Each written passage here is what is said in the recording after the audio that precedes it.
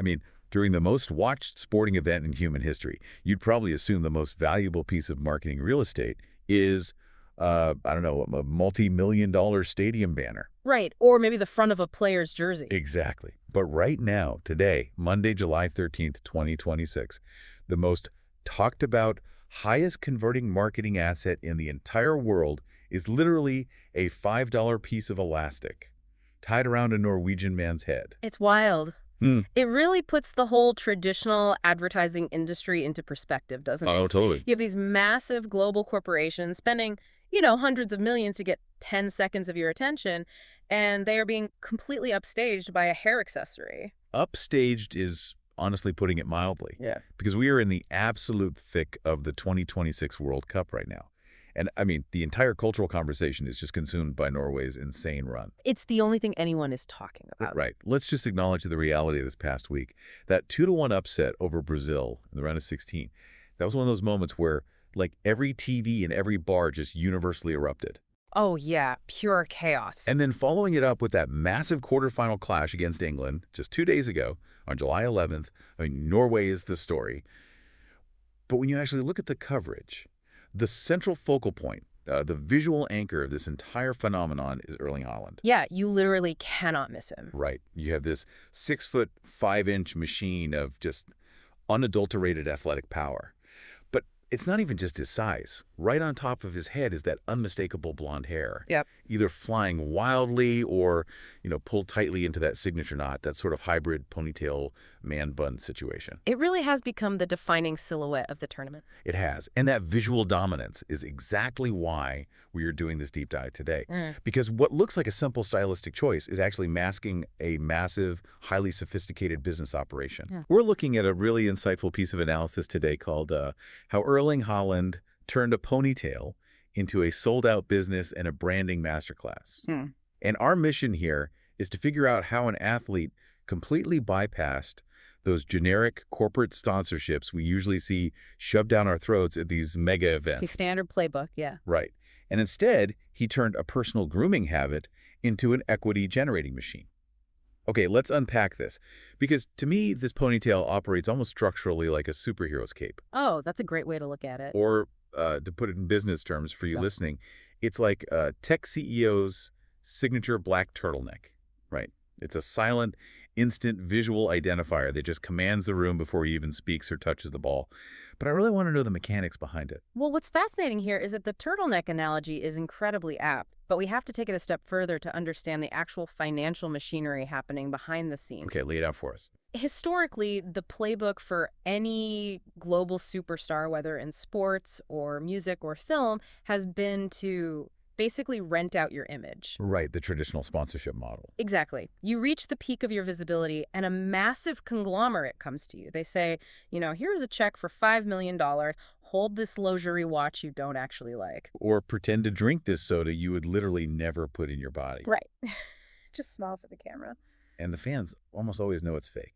I mean, you see an elite athlete pushing a fast food burger and the dissonance is just jarring. It is. Because it's just a transactional rental. You are temporarily loaning them your credibility. Right. But what Holland and his team have engineered is fundamentally different. How so? He is executing a calculated shift from renting out his image to owning the actual infrastructure of his daily reality. He isn't endorsing a product. He's monetizing his own lived experience by building permanent equity. See, I want to stop right there and really dig into that distinction. Renting versus owning. Because the question the source article poses is just so relevant to anyone in business. Absolutely. How do you monetize your unique look or your audience without feeling like a total sellout? And the answer, like you just said, is owning the infrastructure. And the timeline here is crucial. This didn't just happen overnight because of the World Cup. Yeah, not at all. Back in 2024, so 2 full years before this current fever pitch, Holland quietly executed a business move. He bought a minority equity stake in a Norwegian company called Bondep. Yep, Bondep. And for those who don't know, they are the company behind Necky hair ties. And the why behind that specific acquisition is basically the linchpin of this entire masterclass. I mean, if you are a wealth manager looking at a superstar athlete's portfolio, a boutique hair tie company in Norway is probably not the first high-yield investment you pitch. Definitely not. But Holland chose them for a highly functional reason. He was already relying on them every single day. Right, because let's actually think about the physical reality of his job. Let's do that.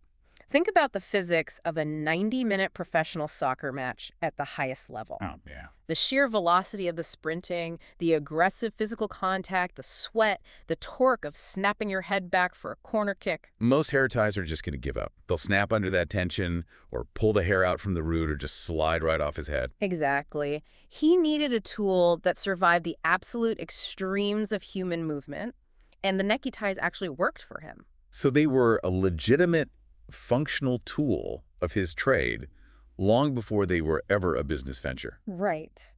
Which perfectly sets the stage for what happened just weeks ago. Fast forward to June 2026, right as the global hype for the World Cup is hitting critical mass. Bondep launches this limited Hayland edition line. Brilliant timing. Oh, incredible timing. It's a set of 8 hair ties, perfectly designed in the colorways of his soccer kits, complete with a custom, understated little Holland bead. And the reaction wasn't just like a successful product launch. It was a digital stampede. Totally. The source notes the entire set sold out, essentially, at launch. We are talking about the kind of demand that melts servers. The company saw a 70% jump in their overall website traffic practically overnight. Not to mention the secondary market. You suddenly had people trying to flip $5 hair ties on resale sites for absurd markups. Just to own a piece of that specific cultural moment. Exactly. And they picked up over 10,000 new social media followers in a blink. But the most important part of this dynamic is that it isn't a one-and-done spike, is it? No, that's the genius of it. That attention gets amplified on a global scale every single time he steps onto the pitch. Yeah. Every time he scores a goal and the broadcast cameras zoom in tight on his face, there it is, that bright red hair tie, perfectly matching the Norway kit. It creates a continuous self-sustaining loop of visibility. Because he owns equity in the company, every single goal he scores is effectively a global multi-million-dollar commercial for his own asset. Wow. And it costs him absolutely nothing in ad spend. But look, I have to step in here and play devil's advocate for a second. Sure, go ahead. Wait, how is this any different from a famous influencer just dropping a glorified line of cheap merch? Why is this a masterclass rather than just a well-timed cash grab? It's a fair question. Because I'm reading this and I'm thinking of every internet influencer or YouTuber who has ever slapped their logo on a cheap water bottle or, a generic dropship t-shirt. We see that constantly. Right. Someone gets 15 minutes of fame, they source a cheap product from a factory overseas, put their name on it, and sell it to their fans at a massive markup. But how is Helen's hair tie any different? that is the exact skepticism every consumer has today. And it's precisely why Holland's move is so brilliant, because it actually survives that exact scrutiny. The so what insight here is all about structural integrity. This is not a distant licensing deal. It is not a white-labeled product where a factory stamped his name on a generic good he's never even seen. Because he took an equity position in the parent company 2 years ago, this is an ongoing long-term asset. Oh. So the timeline proves the authenticity. Yeah. He was in bed with them before the spotlight hit. Precisely. Influencer merchandise is almost always designed to extract fast, immediate cash from a fleeting moment of attention. It's a smash and grab. Exactly, a smash and grab. But Holland's move proves a vital business maxim. You have to build your infrastructure for the long game, so you are perfectly positioned to ride the short-term waves. And the World Cup is that short-term wave. Yes, it provides the massive, unprecedented spike in visibility. But because he owns a percentage of a fundamentally good, functional company, he captures that value permanently. When the tournament packs up and everyone goes home, he doesn't just have a one-time royalty check. He owns a highly profitable, permanently scaled-up business. Okay, that clarifies a lot. The equity piece is the anchor that makes it real. But beyond the financial structure, I feel like we have to talk about the cultural reception. Yes, the audience reaction. Why did the public embrace this instead of rejecting it? Because sports fans, and honestly, internet culture in general, are incredibly cynical. Oh, absolutely. They have an almost supernatural radar for fake corporate ads. Yeah. If this had felt like a slick marketing ploy, they would have torn it apart. But they didn't. And the reason they didn't go straight to the heart of what modern audiences are desperately craving right now: unpolished authenticity. Oh, man, yeah. We have to look at the broader media landscape. We are totally saturated with incredibly polished, highly sanitized, and increasingly AI-generated marketing. Yep. Everything is perfectly lit. The copy is flawlessly optimized by an algorithm.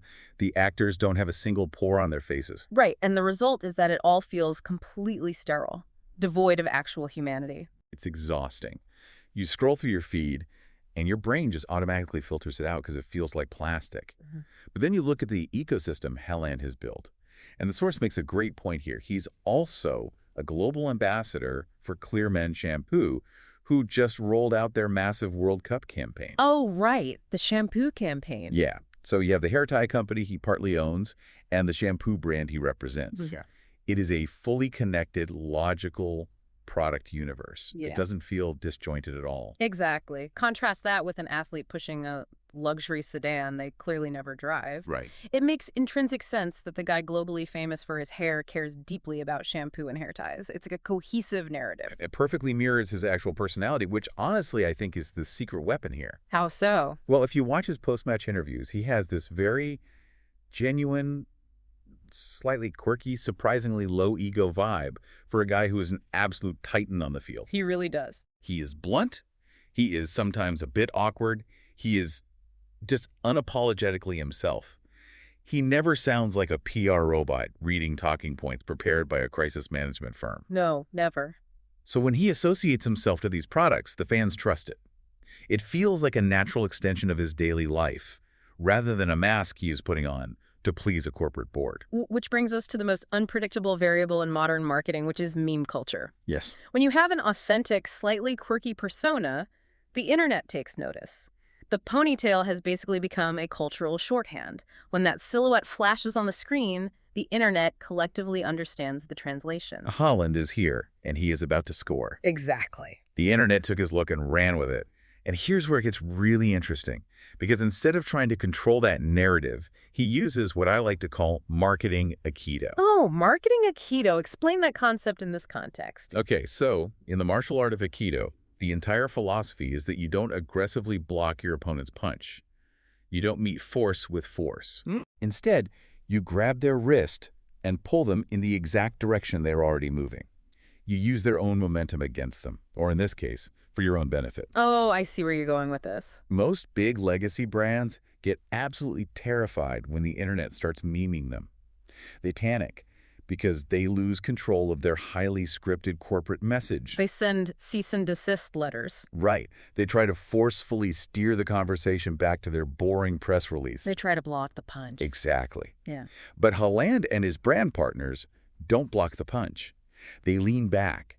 They let the internet's own unpredictable, weird momentum, the viral clips, the inside jokes, the fan-made edits, do the heavy lifting. Yeah. They let the memes serve as millions of dollars of free, highly effective amplification.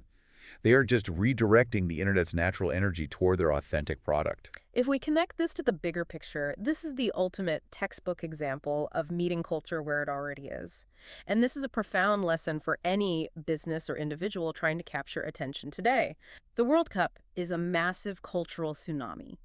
It didn't need Hall to create a moment. It provided the wave. Holland simply showed up with his surfboard. I love that analogy. And his surfboard, in this case, was a deeply authentic, highly functional product that directly tied into his established persona. He didn't lock himself in a boardroom trying to artificially manufacture a viral moment from scratch. Why? He let his natural human connection and his unquestionable physical reality on the pitch drive the entire engine. So let's zoom out a bit and transition these concepts away from just global sports. Because it's easy to look at a genetic lottery winner like Erling Holland and think, his success is totally irrelevant to our daily lives. Sure. But the actual architecture of what he just did with this hair tie company is essentially a blueprint. Whether you are listening to this right now while prepping for a critical board meeting, or you're an entrepreneur trying to scale a small business. Or even just looking to stand out in a crowded job market. Right. Why does the Holland playbook matter for you? It matters because the underlying mechanics of human connection and the economics of attention are universal. The text we're analyzing distills this strategy into 3 highly actionable lessons that apply directly to the corporate world or small business development. Okay, let's get into them. The first is, own your distinctive trait. Which is the exact opposite of what most of us are taught to do. Precisely. In the corporate world, the overwhelming instinct is to sand off all your rough edges. People try to look professional by being as generic as possible. Oh, completely. They use the same sanitized corporate jargon. They wear the same neutral styles. They format their slide decks the exact same way as everyone else. They are terrified of sticking out. But Haaland did the exact opposite. He doubled down on the very thing that made him visually distinct. He didn't get a standard, boring, short haircut just to look like a respectable corporate spokesperson. He kept the wild hair and built a literal business around it. So what does this all mean? I want to ask you directly, the person listening to this right now. What is your ponytail? I really want you to think about that. What is that signature style or that specific communication quirk or that unique professional element you've been actively hiding because you want to blend in? What if that exact thing you are suppressing to look normal could actually be your greatest shortcut to recognition? This raises an important question about how we fundamentally evaluate traditional career advice. For decades, the societal message has been that blending in is the safest, most reliable route to success. Right. Don't make waves. Look the part. Conform to the industry standard. But the Holland case study proves that in a world suffering from acute information overload, the ultimate competitive advantage is being unmistakably loudly yourself in public. Because the generic middle is just the most dangerous place to be right now. Exactly, because it is entirely, completely forgettable. You just become background noise. Yeah. And that leads perfectly into the second major lesson from the text. Turn your personal habits into products or experiences. Okay. The Neki hair ties didn't work as a business venture because they were a trendy market to enter. They worked because he already used them to solve a problem. A real problem. Yeah. So for the small business owner or the creator listening, look ruthlessly at what you already do.